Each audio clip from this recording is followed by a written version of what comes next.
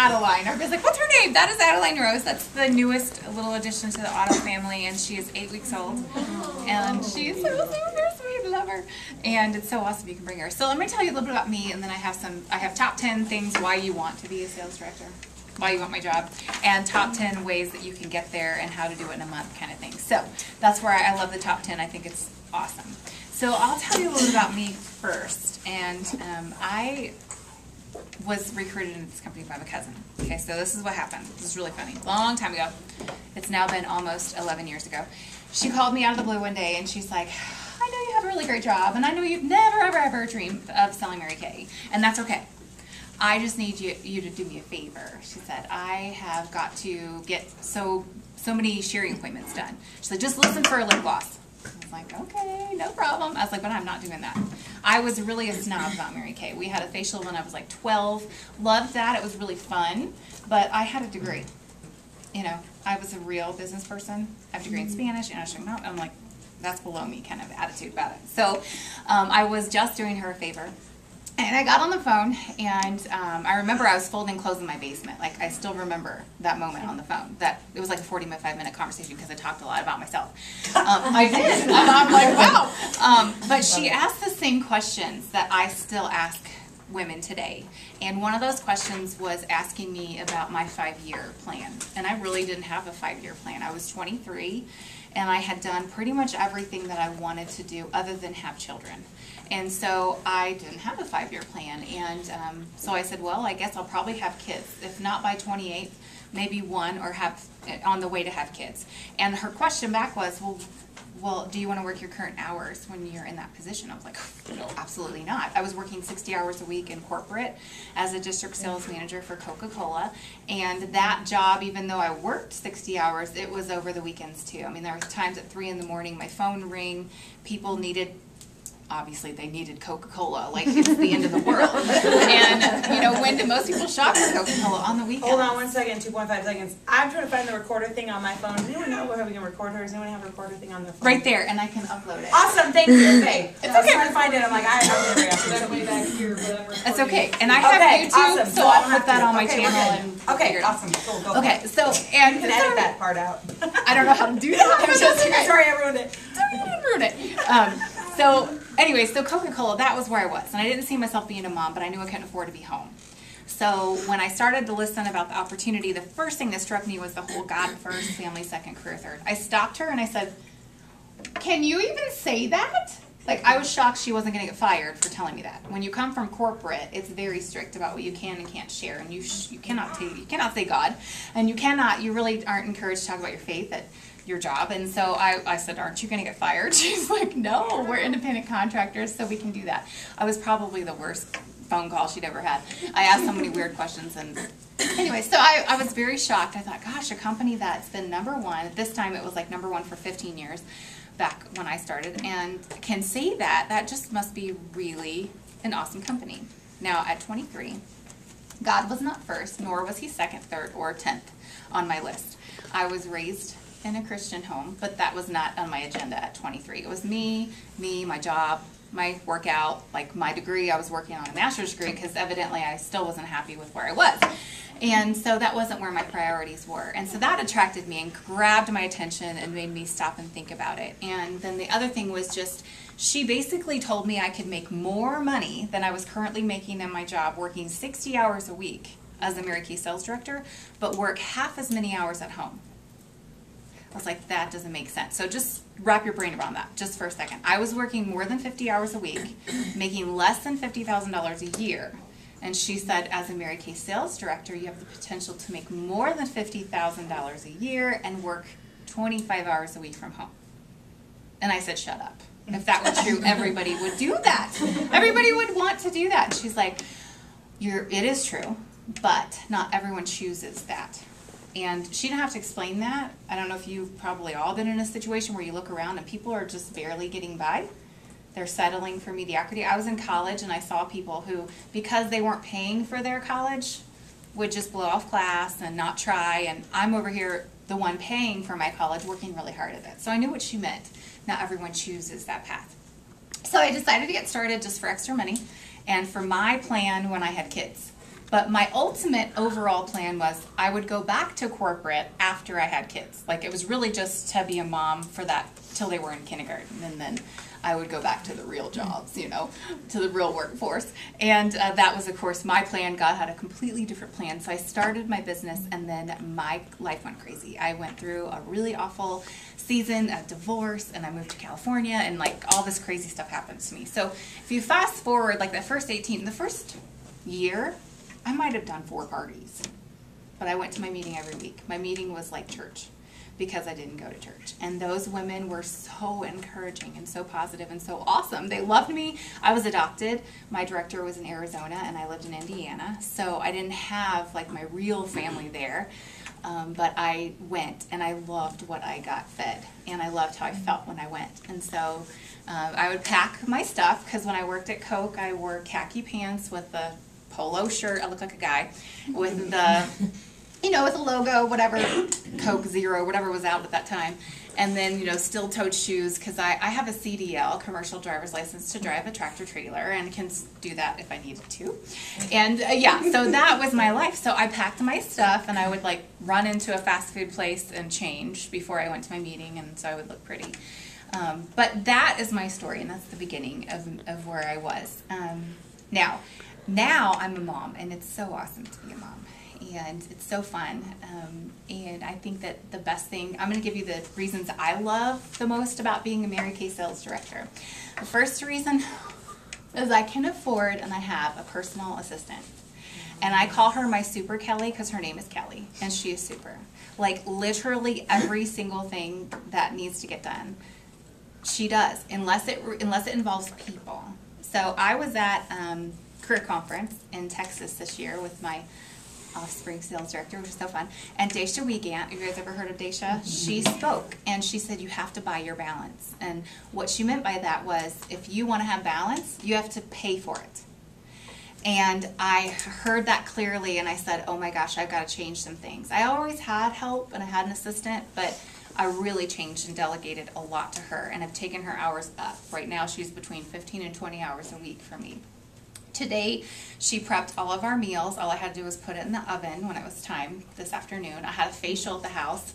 This was crazy. I had a facial at the house downstairs while my 7-year-old was sick in bed upstairs. My 2-year-old was napping, and my infant was just hanging out with me. Like, she was, where else can you have like all 3 kids and you're working and making money? And this morning, while I'm just nursing, I have a reorder of $125 online. Click, click, there's $60 in the bank. You know, it's just amazing. I love having her because, do you really like cleaning the toilets? Nope. Nope. Do you really like vacuuming? Do you really love to peel potatoes, or clean up the dishes, or empty the dishwasher, or take all the diapers out, or fold clothes? Exactly. So trust me, like, she is amazing, and she does anything I need her to do. Today she went to the post office and mailed like 25 packages, and like anything and everything. If it doesn't involve my children, like one-on-one even, you know, she watches them sometimes, but anything that I want, it's more important for me to help my daughter with her homework than for me to fold laundry. So it is awesome. I don't have to do any of that anymore. She works, and it's amazing. And anyway, so that's one reason you need, like, everybody's jealous. Like, I need a Kelly. I'm like, yeah, but you need a business to afford to pay for a Kelly. So, I mean, I have stay-at-home moms that are like, I need a Kelly. And I'm like, for what? Like, you stay home with your kids. But I don't want to sound mean, but I'm like, I run a business. If you run a business, you can't expect to run a business and not get help. Like, I'm just saying. Telling it like it is. Okay. And number 2, I get to travel. It is so fun. Not only do I get the freedom to travel with the fact that I have the flexibility, but the money. My Mary Kay income has paid for all the bills that I'm responsible for. But also, on top of that, we have gone to California twice this year as a family, which is 4 plane tickets. She's free right now, 4. We are going to Tennessee. I've been to Louisiana twice and Dallas once. So 6 trips. So it's pretty much every other month we're flying somewhere, I'm flying somewhere. That's kind of expensive. There's hotels and whatnot, but I love it. It's fun. I love to get away and stay with my Mary Kay girlfriends, or to visit family. That's why we go to California. So traveling is super fun. Prizes and cars and diamonds. I have 2 of my Cordish Sales diamonds on. I will pass them around because I trust you. My national used to do this, and I loved it. So these are my diamonds. This one's hard to get off. I only have 2 because I lost one. Can you believe that? I got a diamond ring the year I did what she said with the cord of sharing. I actually got 3 diamonds. I got this bumblebee and a beautiful diamond ring that I don't know where it is. So sad, but it was really pretty. And now I have 2 more, and that's all right. Can you tell them really quick, because we have lots of new people in the room who don't know what quarter sales is or quarter sharing. Yeah. What that means really So quickly. quarter sales, which these diamond rings are for, is when you have a cumulative amount of sales throughout the year. And every year that I've accomplished that, it was 36,000 retail sales, which is 18,000 wholesale, which is roughly about $3,000 in sales per month, around that amount. And the very first year I ever did it was a year that they tracked selling $100 to 36 customers each quarter. Do you guys remember that? Anyone who's been in longer? So what they did was they offered a prize each quarter that you would track and sell $100 to 36 customers during that quarter. That was the first year I did quarter sales, and I did it by following that. So I started doing that every year. I'm like, I need to reward so I rewarded my clients who spent $100 each quarter, and then $400 a year. I'd reward them with something. And that's how I tracked the quarter sales. So this year they bumped it up though Yeah, I don't to know 40,000, I think. 40,000. So it's a little bit more, but I actually finished last year at 39,000. So I'm like, I can totally do 40. Oh yeah. It's gonna happen. So the quarter sales and the quarter sharing is when you share the business opportunity and bring on your team, offer the opportunity and add to your team by 24 women in a year. So, and they have to also be qualified. Now this year they're changing that too, but in prior years when I qualified, it was as long as they had at least 600 wholesale by the end of the year, then they counted. And this was pretty cool because the year I did it, the number 1 had, I want to say like 63 qualified recruits that year. And as the number 2, I had 42, but number 3 had 53. So how did I win? You're like, wait a second, she had more. The reason is once you have 24, they don't count the number, they count the quality basically. So they count your cumulative, what you've earned. Well, what you earned reflects how productive those women have been. So the reason that I got second place with so much fewer, 10 fewer, 11 fewer, was because the 42 I had were more productive than the 53 she had, if that makes sense. But regardless, you get lots of diamonds when you hit one of those top 3 spots, which is really cool. So that's exciting. And then tons of other prizes. Like it's never a dull moment every quarter to pick prizes. Like spend your points. We got a fire pit recently. We have like the Bluetooth radio. It's like really, I have so many prizes. I've earned ridiculous amounts. It's awesome. And your kids don't get sick of it either. And my mom loves it. She's like, can you get me another purse maybe? Sure. She's not a consultant, so she just gets it. So number 4 is the income potential and the benefits. Do you guys know what the benefits are of being a national sales director? It's insane. Like once you reach that platform and that position, just the influence you can have, but the kind of income you can have. If you had more than $10,000 a month income just coming from your business, what do you think you could do with that? And you know, you could probably think of a lot of things, but until you really sit down and write it down, I had a challenge once to write down 100 things I would do if I had enough money to do them. And it was really interesting how it stretched you. I just can't, I think of it all the time. I'm like, oh my gosh, I could send this kid on a mission trip. Like one of my dreams is to take when my daughter turns 10, I'm going to take her to Africa on a mission trip where my parents always do mission work. And then my husband's going to go the year before, and then we're all going to go. And then when our son's 10, he's going to take our son. And like, it's just really cool. How much is that? That's like $4,000 a person. Mm-hmm. And to be able to send 1 or 5 of us every year, that's not kind of an income that just anyone makes. We're talking like 20, 30,000. Yeah, we can spend that, sure. And then send someone else, send a stranger for crying out loud because you have the money. So there's potential there, and you can't obviously be a national sales director, so you got to step up to this suit, okay? Number 5 is the sisterhood. Like the fact that I don't care that my baby was just passed around by like all this. I'm totally fine with that because I know what kind of woman that Candace is, even though we really don't even know each other. We know because we're sisters. Like this is a legacy. I love our company. Our company is amazing. These are words from Mary Kay. This is my favorite thing that she's ever said. We need leaders, and I'm talking to you. We need leaders who add value to the people and the organization that they lead, who work for the benefit of others and not their own personal gain, who inspire and motivate rather than intimidate and manipulate, who live with people to know their problems and live with God in order to solve them, who follow a moral compass that points in the right direction regardless of the trends. We must have a theme, a goal, a purpose in our life. If you don't know where you're aiming, you have no goal. My goal is to live my life in such a way that when I die, someone can say, she cared. That's what Mary Kay said. What other company stands for something like that? That is it's a privilege to be part of this sisterhood and to know that you can just connect with other directors and just be friends instantly. It's awesome. I love it. Number 6 is growth. I love growth. I think it's awesome. It's necessary, and being disciplined, you have to grow. Growing is something I never expected to get out of my starter kit, but something I gained. Growth. John Maxwell said, to reach your potential, you must grow. To reach your potential, you must grow. And to grow, you must be highly intentional about it. You have to be intentional. So you have to be intentional to grow, and you have to grow to reach your potential. Do you want to reach your potential? Mm-hmm. This is the right company. This is a company that fosters an environment of growth. Because you know what? You're never going to, Candace brought you guys up here, and the people who are growing are adding and moving up. And that's what she's promoting. That growth is exciting. If you work for a company where growth isn't promoted, it's boring and gross, and you don't want to, and you definitely, people fight for, they're so competitive when they're fighting for promotions because only one can have it. Okay, number 7 is health. Your health is worth it. I am so healthy now. So much more healthy. I mean, spiritually healthy, emotionally healthy, physically healthy, because I have time and I have money to be able to do that. I can take the time out in my morning to spend time with God. I can have my assistant sit with my 8-week-old so I can go to yoga. Or this crazy class I took today that was a surprise. I'm like, what is this? The instructor changed it because somebody wasn't there, and it was really hard class. I was like, oh my God. But you guys, it's a privilege. Do you guys, Lifetime Fitness is not cheap. But I love going there because I want to work out. It's where the motivated people go. And that's where we need to be. That's where we are. That's who we are.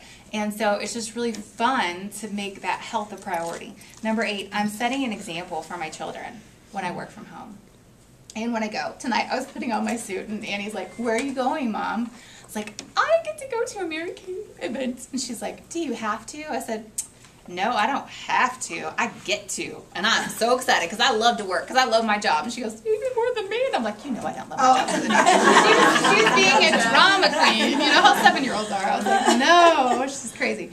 But I just created a goal board. I watched Dacia's training about having a very visual place. I don't know if you watched her training online, but she's got some great training that they promoted. And so I've got this big board and redid it, and it's on the wall right where we eat dinner. And it's got my goals, it's got my daughter's goals, it's got my husband's goals, it's got everybody's goals, our family goals, and it's got prayers, who we're praying for in our family.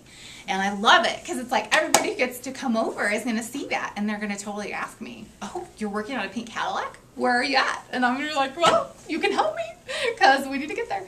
And it's awesome. So having that example is fantastic. I also really think it's cool. My son, Jotham, is 2. And one day we were walking to school, and my daughter jumped in front of him, just jumped off of a rock and onto the ground. And he goes, good job, Annie, good jump. He's 2. He's so encouraging and so sweet. And your kids absorb that from you. And I was not like that 10 years ago. I was not encouraging and nice. I'm like, whatever. Now I am. When you love yourself, it's true. It's true. Number 9, as a beauty consultant, you have the potential of changing a woman's mood. Giving her new lipstick, giving her a new look. She feels good for that moment. But ladies, as a sales director, hear my heart here. As a sales director, you have the potential of changing a woman's future, her entire future. As her mentor and coach, you support her in a journey of growth. And she may do things she never thought she could do. This year, I helped my 3rd cousin start her Mary Kay business. She started in August. And within 2 weeks, this is I have to tell you about Amanda, because this is one of those things I don't always recommend, but I did. So don't know if you want to listen, but what I did for Amanda was I talked to her in July about the business, and I knew she was really interested. And I knew she was a woman of excellence. She was, when I asked her about her goals, she said she wanted to be, I don't remember what it's called, she was a police officer, so what's the top police officer? Sure. what is it? No, I don't know if it's a detective, but that chief, I think, was what her goal is. She wanted to be the chief in 5 years. The first woman in her county, and like I was like, oh, you are motivated. So she's a police officer. And so she did not have, she was a police officer and she did not have an extra $100. And she was telling me the truth. Like I could tell. So that was July. Well, August rolls around, and in August last year, they had this double promotion where you get double credit for new team members. So I said, Amanda, I'm not doing this for everyone, but I will do it for you. If I send you 8 products that each cost $15 and you sell them, you will have enough money to pay for your starter kit. Will you do that? Absolutely, she said. I sent them. Within 2 days, she had her money, she had her kit. Within 2 weeks, she was a star consultant. She had no credit. Like all of that star consultant was, I'm ordering products I just sold. And I wasn't even there. So if you all are in Candace's unit and she's your director, you have no excuse. Like I almost feel like because she's here, you depend on her. You've got to just get up and be a big girl. I was never in the same town as my director. I think that's why I'm strong. And you have got to just say, it's not her responsibility. It is not her responsibility to take you anywhere in this business. It is your business and you are a grown woman. Get up and do it, And that's exactly what Amanda showed me can happen. And within, that was in 2 weeks she became a star consultant. I wasn't teaching her a minute by minute over the phone, like taking her hand, okay, did you do a facial? Okay, no. She got online. She watched YouTube videos. She watches more videos than I do. That's how she learned. That was her personality. That was in August. By 4 months later, she had her car. She's still working a full-time job. 4 months, she had her car. And then in March, debuted as a sales director within 7 months of starting. So that, and when we talked about that, I said, what do you feel is the best thing that's come from that? She said, Kimberly, I like the car, and I like the money, and I like the fact that I have a business, but really, the best thing is I've never felt this good about myself in my entire life. She's 34 years old. That is why you need to be a director. Like you can change, and that changed her life, that changed her kids, that changes her entire unit. It's just awesome, the potential that you have. And the last reason is I love my life. I love it. I love my life. It's so amazing. I have so much joy because of the things that I get to do because of my business. Because of women like you, because of Candace, because of everyone in this company. It's awesome. And if you can't truly say you love your life, then you've got, this opportunity allows you so many different things. So you're probably like, okay, well, how do I do it? All right, so anybody want to know how to do it? Raise your hand. Yes, maybe, okay. How I became a director so quickly. So these are just numbers. So if you're like, I want to know exactly what you did, I'll tell you. Okay, so in July, this is the time frame. In the month of July of the year that I went into directorship, I worked the first 22 days of the month. I still had a full-time job at Coca-Cola. Okay, so I worked 22 days. Well, not, weekends off, whatever. Worked those days. But in that month, I actually facialed 60 women. And the reason, a lot of those came from an event that I got to do at our church. And so 30 to 40 of them were all in one day. It was craziness, insane, nuts. And I was pretty new at that point. And when I quit my job, this is another tidbit, when I quit my job and left a $65,000 paycheck and a company car with benefits, I was a beauty consultant. I had no one on my team. I didn't really care about that. I wasn't looking to be a director. I just said, well, I only need about $2,000 a month, so I think I can sell 4. Okay, let's go. I didn't know what that meant. I wasn't really excited about directorship. I just knew that I loved Mary Kay. It was a great company, and I hated my job. And I knew that I could do it. I just knew that it was a great company. And so I left my job. And most people thought I was crazy. Everybody except my dad and a few friends thought I was nuts. But I didn't really care. So that's what I did in July. I didn't recruit anyone in July. I didn't even talk about the opportunity in July because I wasn't even looking at directorship. So then August comes. Well, August was the seminar. That year was seminar. Okay, you guys know what seminar is? That's the event you get to go to in Dallas. And so I was not registered to go because prior, when registration deadline happened in June, I still had a full-time job that I hadn't quit. I didn't think I was going to be able to have time off to go. So I didn't register, and I didn't have a plane ticket. I didn't have hotel. I didn't have anything. So I quit my job, and my adopted sales director said, oh my gosh, Kimberly, you just quit your job. Now you can go to seminar. And I said, Shelly, I just quit my job. There's no way I can afford to go to seminar. And she goes, Kimberly, you just quit your job to make this business work. You can't afford not to go to seminar. You're right, I said, and I bought it all. Like last minute, was there like a week later and went to seminar. And I went to seminar, came home on August 9th, still a beauty consultant. Like, yeah, I didn't even get it till I was at seminar. And that's where the floodgate just opened up on my heart. I bawled my eyes out. Have you been to seminar? Raise your hand. I bawled my eyes out. I was so thankful for what Mary Kay did for us. I was so in love with everything I saw, and I was like, wow, this is crazy. So I told my director, I was the only one there in her unit with her. I was there. I was in Hall A, but she snuck me into the arena for most of the time so I could be with her. You know. So we sat, and I bawled, and I went home on a Saturday night, took Sunday off to just like revamp, and then Monday morning she said, you need to get me a hot list. Because I told her, I'm ready to do this. She goes, you need to get me a hot list. And I said, what's a hot list? She goes, every woman you know, her name and her phone number, and we're going to call her. I'm like, okay. The next Monday morning, I had 85 names on that list. 85 names and numbers. And she goes, okay, let's start. And we did 3-way phone calls. First call was, she talked to them. She said, hey, this is Betsy, and, you know, Kimberly just started, you know, just decided to quit her job and make this happen, and we're doing some sharing appointments. I'm training her. Would you like to do a call for us? You get a free lip gloss. Absolutely. I mean, everybody says yes to that. So that we did 3-way calls. My director and I mean, literally were on the phone hours every day. Hours. It was nuts. I don't recommend that, but that's what we did. I mean, not that I don't recommend it. It was just, there's probably easier ways to get the job done, but that's how we did it, and it worked. So in that month of August, I still came home on the 9th and was a beauty consultant. So 21 days, we had 8 new team members, and I was on target for a car with 8,000 in production. So that can happen. And now, back then you only needed 8 to submit. So I submitted and was on target for a car in 21 days. So we talked to only 24 women that month. Only 24. And we got, yeah, it was nuts. So we were recruiting at great odds. I would say at least 30 to 35 if you're going to have 8. But anyways, that's what we did.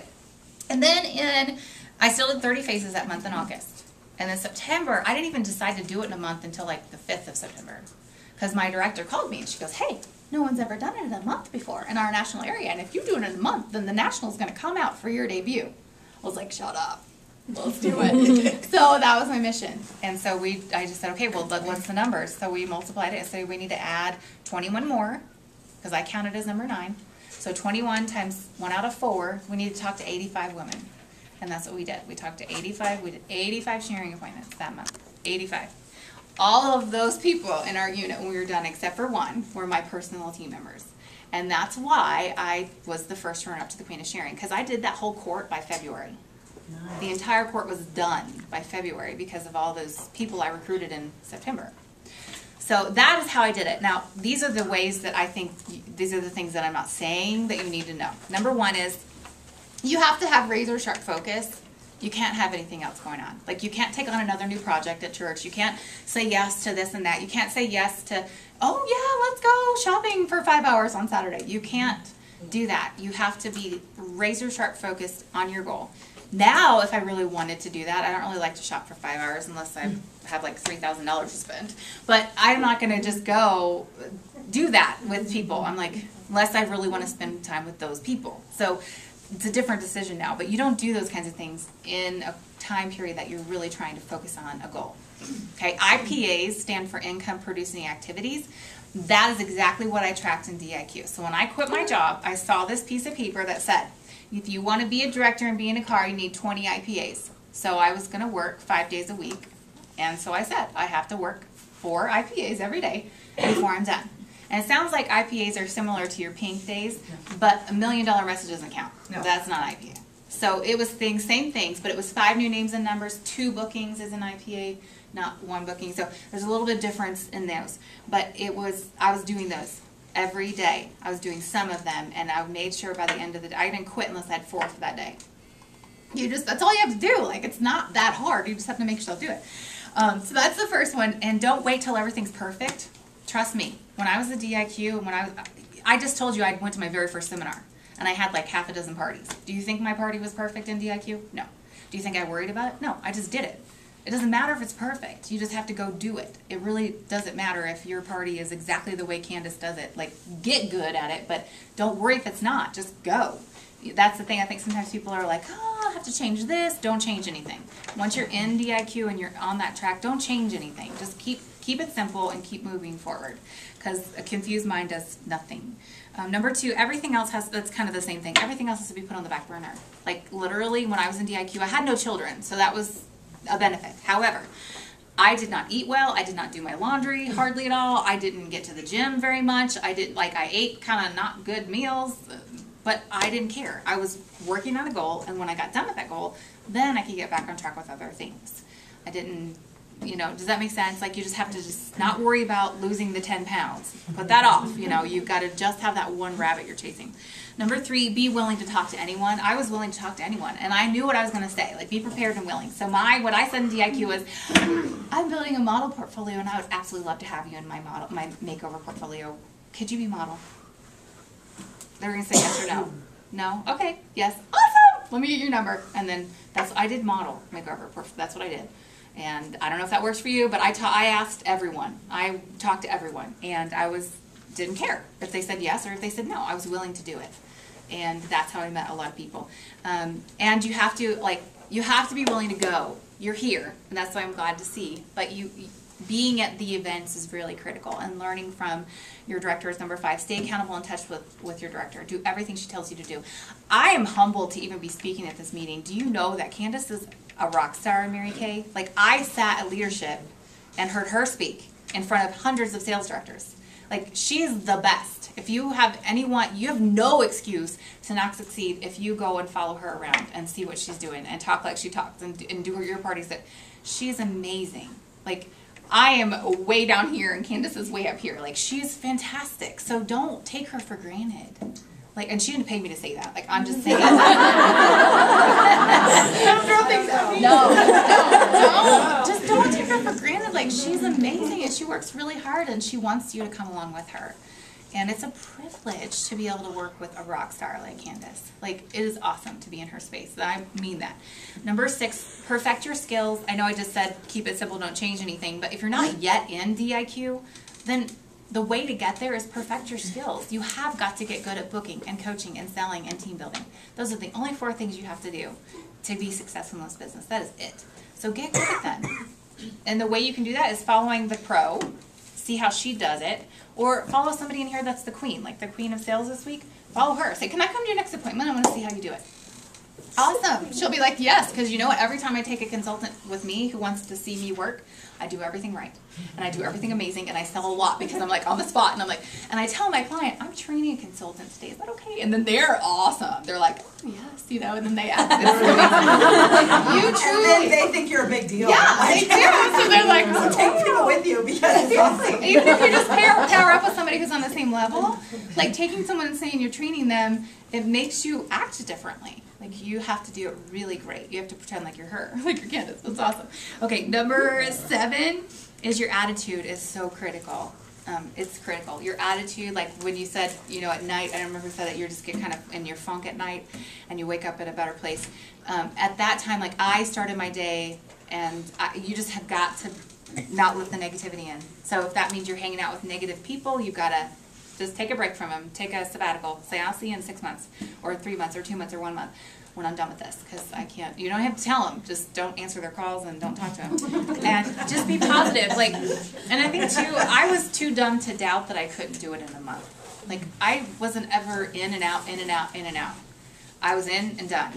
And I was too dumb to know that you could come out. Like, I didn't know that was like, I didn't know you could try a couple times. Like, you just do it. You follow through. So be too dumb to doubt it. Act like it's the only time you're ever going to be able to do it. Like, there's no turning back. This is it. And be too dumb to doubt that you can't finish it.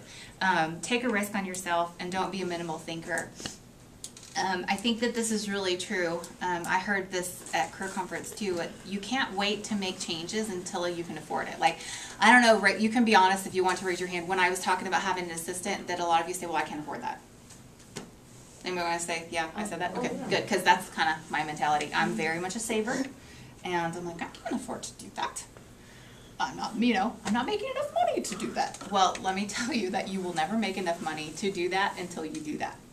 And so if you don't get help, you will never be there. So for example, they say 5 hours of office work for every 50 unit members, or 10 hours for every 50 unit members you have. We have 80 unit members, so I should be at least between 15 and 20 hours of office work. So she's working now 20 hours because I want to be at 100. Can I afford 20 hours? Probably not.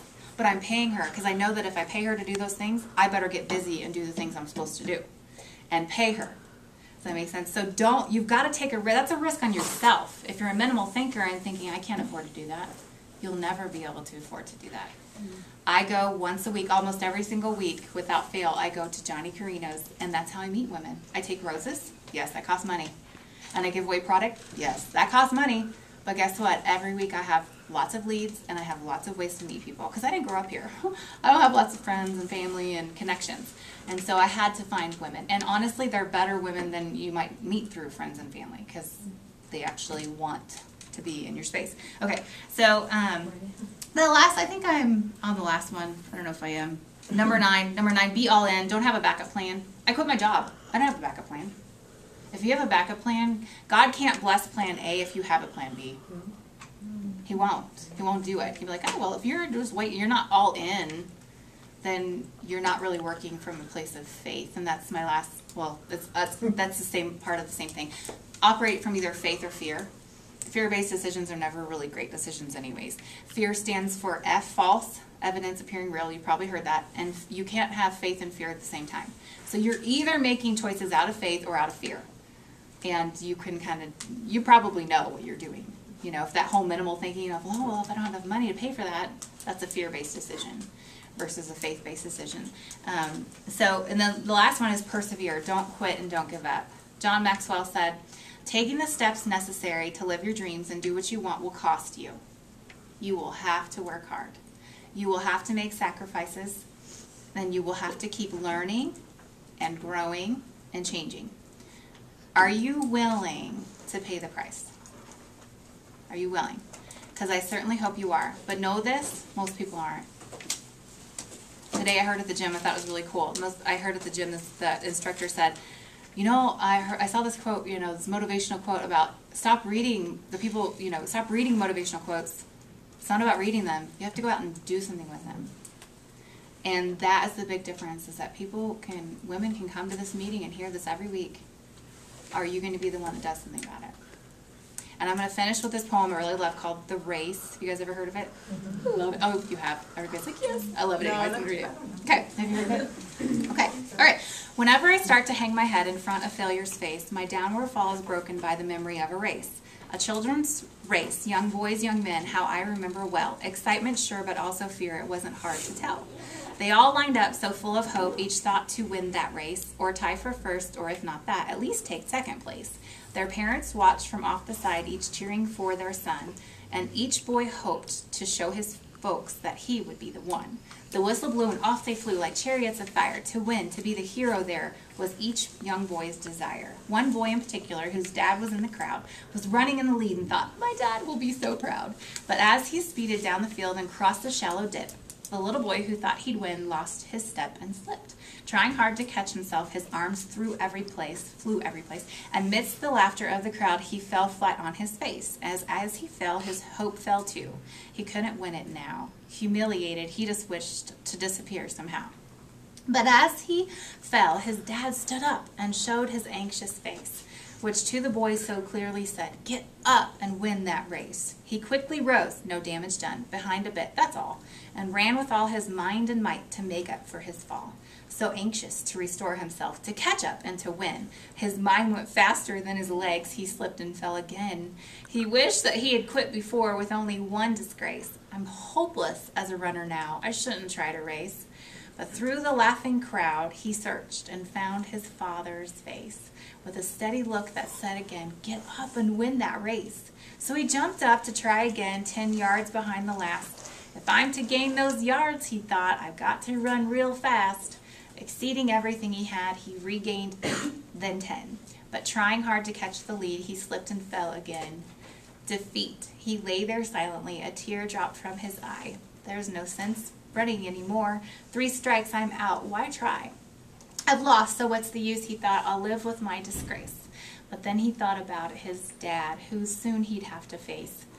Get up. An echo sounded low. You haven't lost it all. For all you have to do to win is rise each time you fall. Get up, the echo urged him on. Get up and take your place. You were not meant for failure here. Get up and win that race. So up he rose to run once more, refusing to forfeit. and he resolved to win or lose, at least he wouldn't quit. So far behind the others now, the most he'd ever been. Still he gave it all he had and ran like he could win. 3 times he'd fallen, stumbling. 3 times he rose again. Too far behind to hope to win, he still ran to the end. They cheered another boy who crossed the line and won first place. Head high and proud and happy, no falling, no disgrace. But when the fallen youngster crossed the line in last place, the crowd gave him a greater cheer for finishing the race. And even though he came in last with head bowed low, unproud, you would have thought he'd won the race to listen to the crowd. And to his dad he sadly said, "I didn't do so well." "To me you won," his father said. "You rose each time you fell." And now when things seem dark and bleak and difficult to face, the memory of that little boy helps me in my own race. For all of life is like that race with ups and downs and all. And all you have to do to win is rise each time you fall. And when depression and despair shout loudly in my face, another voice within me says, "Get up and win that race." I hope you guys do that. Thank you. Get on your feet, ladies.